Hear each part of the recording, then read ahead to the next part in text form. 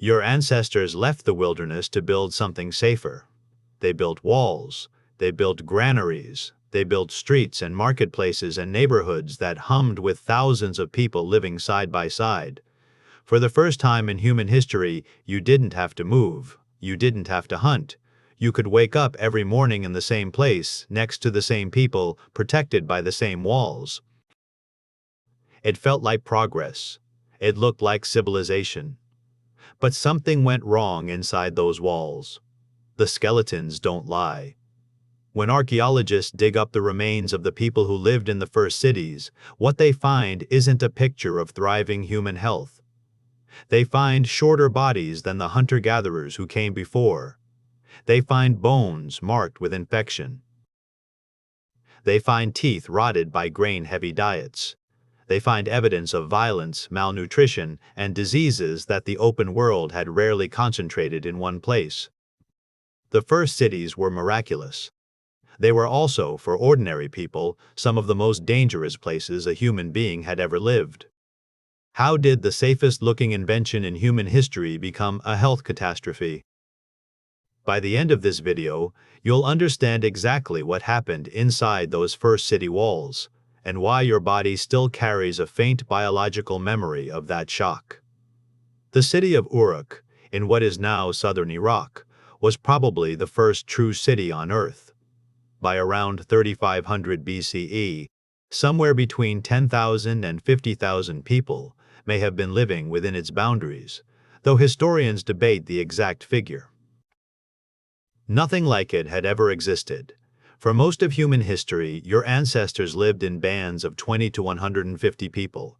You knew everyone. You moved through open landscape. You slept near people you had grown up with. Uruk was something else entirely. Strangers everywhere. Noise, smells, buildings packed together with no gap between them. Animals living alongside people, markets, temples, and underneath all of it, a sanitation problem that nobody in the ancient world knew how to solve. The streets of early Mesopotamian cities were not clean. Waste, human and animal, collected in the same alleys where children played and food was prepared. Shared water sources sat close to open sewage. Archaeologists excavating sites from early Sumerian cities have found physical evidence of this. Drainage systems that were rudimentary at best, waste pits near domestic areas, and the kind of spatial crowding that makes disease transmission almost inevitable. This matters because your immune system was not designed for this. For hundreds of thousands of years, your ancestors lived in small mobile groups. Pathogens, which simply means disease-causing organisms, existed, but they burned out quickly in small populations and open landscapes. A sick person either recovered or died. The group moved on. There was no critical mass of bodies dense enough for an epidemic to sustain itself. Cities changed that equation permanently. Crowd diseases, the kind that spread through breath, water, touch, and waste, needed density to survive.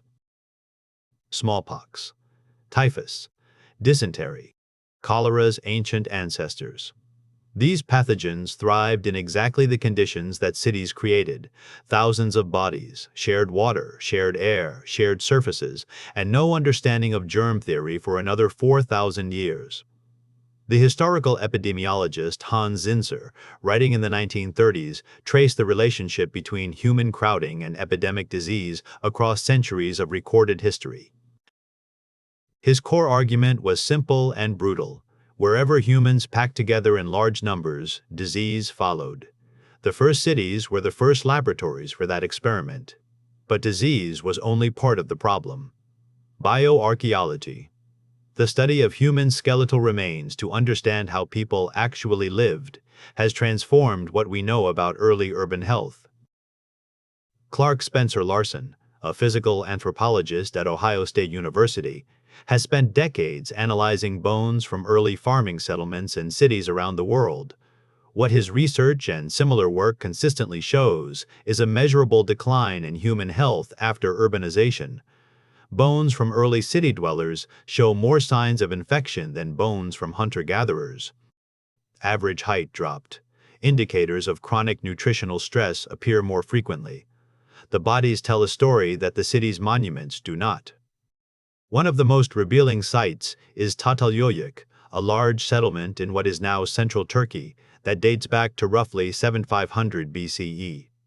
It sits at the edge of what we might call proto-urban life, not quite a city in the Mesopotamian sense, but large enough, dense enough, and settled enough to start producing the same biological problems. Skeletal remains from Çatalhöyük show elevated rates of infectious disease, signs of violence that increased over time as the population grew, and evidence of physical stress that the people who lived in the surrounding open landscape did not share to the same degree. The walls that kept danger out also locked something dangerous in. There is a tension here worth sitting with, because it would be too easy to simply say ancient city life was worse than hunter-gatherer life. It wasn't that clean. Violence in pre-agricultural societies was real and often brutal. Starvation was a serious risk. Predators existed. The open world had its own ways of killing you. But what cities did, what no previous form of human life had done, was concentrate multiple threats in one place simultaneously: disease, pollution, social stress, overcrowding, inequality, and the particular psychological weight of living among strangers. Your nervous system was tuned for a world where everyone around you was known, where the social group was small enough that you could track who was trustworthy and who wasn't.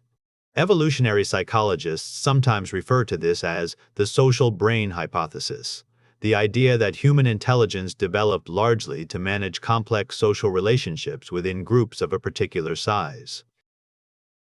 The anthropologist Robin Dunbar has argued that the human brain can comfortably maintain stable social relationships with roughly 150 people. Beyond that, the system begins to strain. Early city dwellers were surrounded by thousands.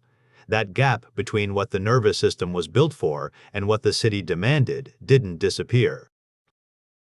It couldn't. Evolution moved slowly. The city moved fast. And the result was a new kind of human stress, chronic, ambient, unavoidable, that the open world had never produced in quite the same way. The people who built and lived in those first cities were not naive. They developed rituals, laws, and social structures, partly to manage the pressure of living among strangers. Early Mesopotamian law codes weren't just about property. They were attempts to make large-scale anonymous life workable, to substitute rules for the trust that only comes from knowing someone personally.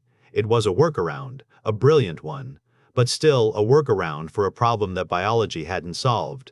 Stand in any crowded modern city and pay attention to what happens in your body.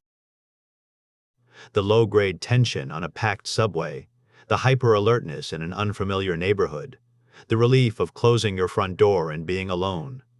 These aren't neuroses. They're not weaknesses. They're signals from a nervous system that is still, after 10,000 years of city building, calibrating itself against a world it was never fully designed for.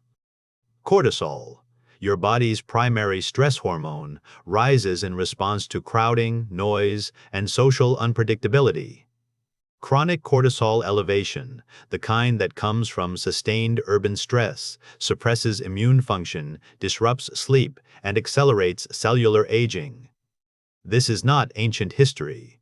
This is your biology, right now, responding to conditions that are only 10,000 years old, a blink of time against the hundreds of thousands of years that shaped you. The first cities were an astonishing human achievement.